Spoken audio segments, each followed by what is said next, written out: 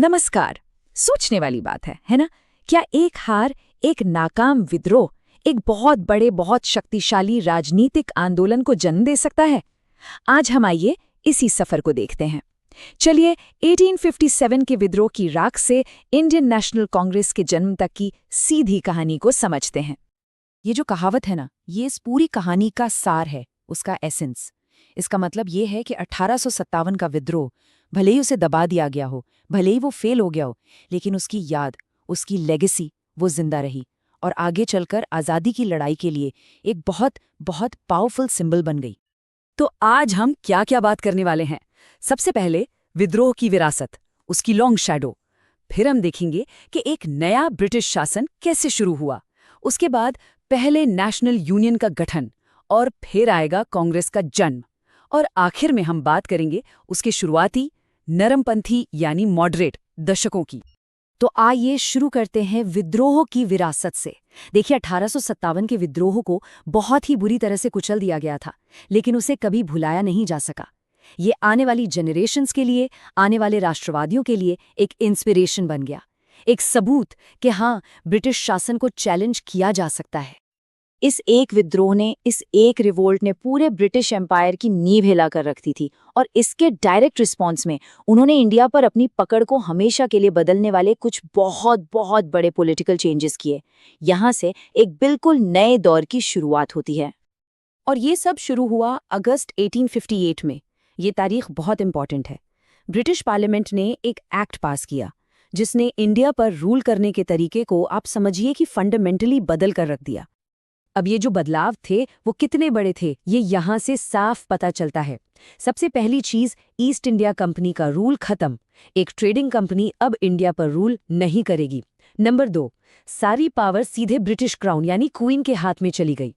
तीसरा, इसको मैनेज करने के लिए लंदन में एक नया कैबिनेट पोस्ट बनाया गया, secretary of state for India.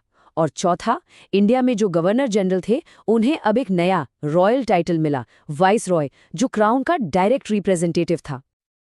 अब ये पॉलिसीज क्यों लाई गईं? ताकि फ्यूचर में ऐसा कोई विद्रोह फिर न हो। उन्होंने क्या किया? पहला, जो प्रिंसली स्टेट्स थे उन्हें अश्योरेंस दिया कि उनका विलय यानी एनेक्सेशन नहीं होगा, और जो डॉक्ट्रिन ऑफ लैब्स था ना, उसे भी खत्म कर दिया।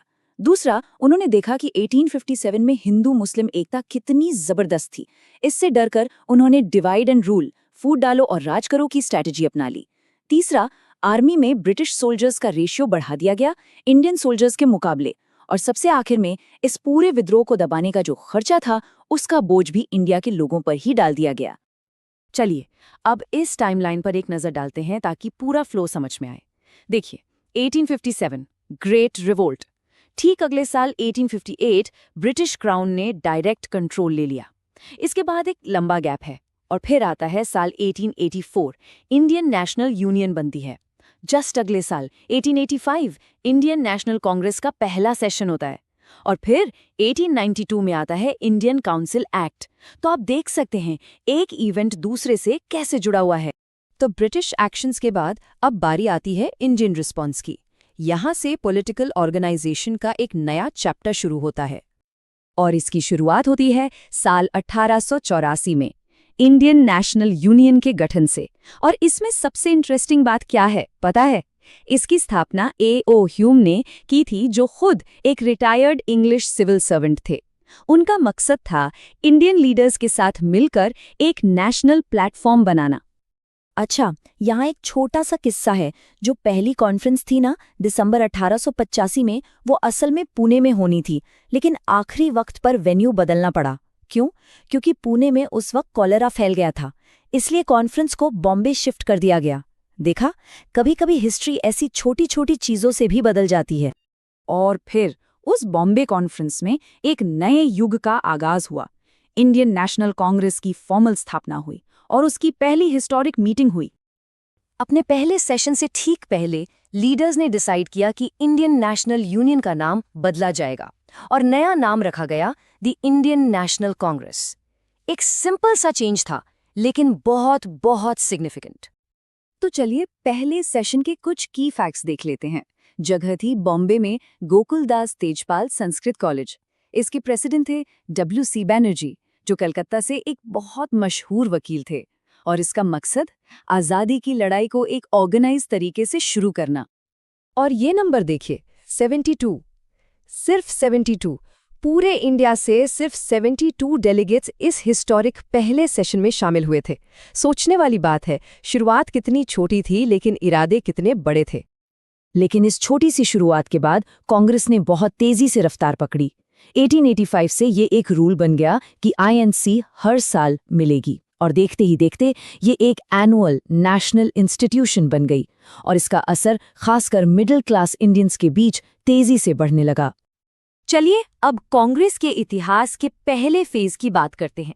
इसे कहते हैं मॉडरेट डेकेड्स, यानी नरमपंथी दौर, एक सतर्क शुरुआत। कांग्रेस के जो पहले 2 दशक थे, यानी पहले 20 साल, उनकी फिलॉसफी बिल्कुल साफ थी। वो अचानक से आज़ादी नहीं मांग रहे थे। उनकी मांगें मॉडरेट थीं, धीरे धीरे रिफॉर्म्स की। उन्हें ब्रिटिश जस्टिस सिस्टम पर, उनकी जेनरोसिटी पर एक तरह से विश्वास था। और इस स्ट्रैटेजी का एक कॉन्क्रीट रिजल्ट भी निकला, साल 1892 का इंडियन काउंसिल एक्ट। हाँ, ये कोई बहुत बड़ी जीत नहीं थी, लेकिन ये एक शुरुआत थी। इस एक्ट ने अलाउ किया कि कुछ मेंबर्स इनडायरेक्टली इंडियंस के द्वारा चुने जा सकते हैं। हालांकि ब्रिटिश मेजॉरिटी अभी भी बनी हुई थी, पर कह सकते हैं कि पॉलिटिकल प्रोसेस में इंडियंस की भागीदारी का दरवाजा थोड़ा सा खुल गया था। और इस दौर को शेप किया इन महान नेताओं ने। ये नाम बहुत जरूरी हैं: Dadabhai Naoroji, A.O. Hume, Badruddin Tyabji, M.G. Ranade, W.C. Banerjee, Firoz Shah Mehta, Surendranath Banerjee, C. Sankaran Nair और मदन मोहन मालवीय। ये सब उस शुरुआती मॉडरेट फेज के बड़े चेहरे थे। तो आखिर में हम इस एक जरूरी सवाल पर आकर रुकते हैं। कांग्रेस ने शुरुआत की मॉडरेट मांगों से, ब्रिटिश जस्टिस में विश्वास रखते हुए। लेकिन सवाल ये है कि ये नरमी, ये मॉडरेशन आखिर कब तक चल सकती थी? और इसी सवाल का जवाब इंडिया के फ्रीडम स्ट्रगल का अगला चैप्टर लिखेगा।